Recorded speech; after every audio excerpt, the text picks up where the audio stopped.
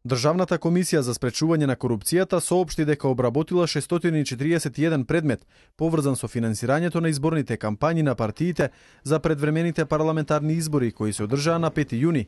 Председателот Војслав Зафировски истакна дека како резултат на подобрената законска регулатива која се однесува на финансирањето на кампањите, се подобрила и практиката. Тој нагласи дека за време на кампањата немало злоупотреба на средствата од буџетот на Република Македонија.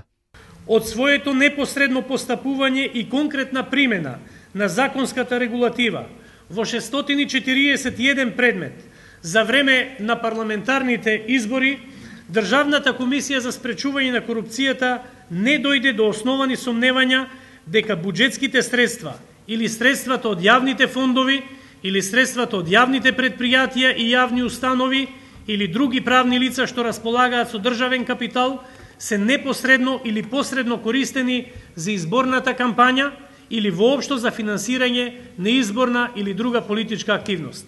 Зафировски истакна дека отстапувањето од законски предвидени норми за финансирање имало кај СДСМ, кој што користел кредит за финансирање на кампањата, што не е дозволено. Во предвремените парламентарни избори в 2011 година е остварено отстапување од законот во однос на дозволените извори за финансирање на изборната кампања кај организаторот на изборната кампања Социјалдемократски сојуз на Македонија, кој користел средства од кредит кој не е посочен како законски дозволен извор за финансирање на кампањата.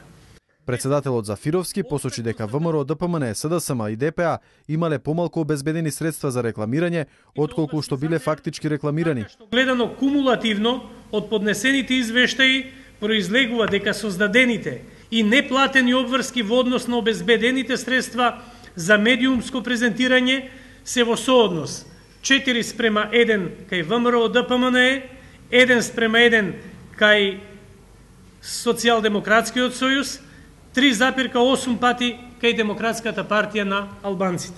Зафировски изјави дека давањето на двојни извештаи од страна на СДСМ, А1 и Плюс продукција, кои што се значително различни, е казниво со закон и дека истите ги прави нерелевантни.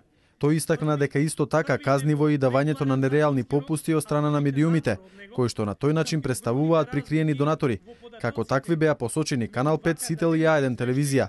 Зафировски истакна дека ќе имало кривична одговорност за СДСМ и А1, при тоа не прецизираше кој и зашто ќе ја сноси прекршочната одговорност, која ја имале сите останати субјекти. Организаторот на изборната кампања на СДСМ ќе има кривична пријава, а веројатно ќе има кривична пријава и за А1 и Продукција Плюс. Од сите оние кои го имаат прекршено изборниот закон.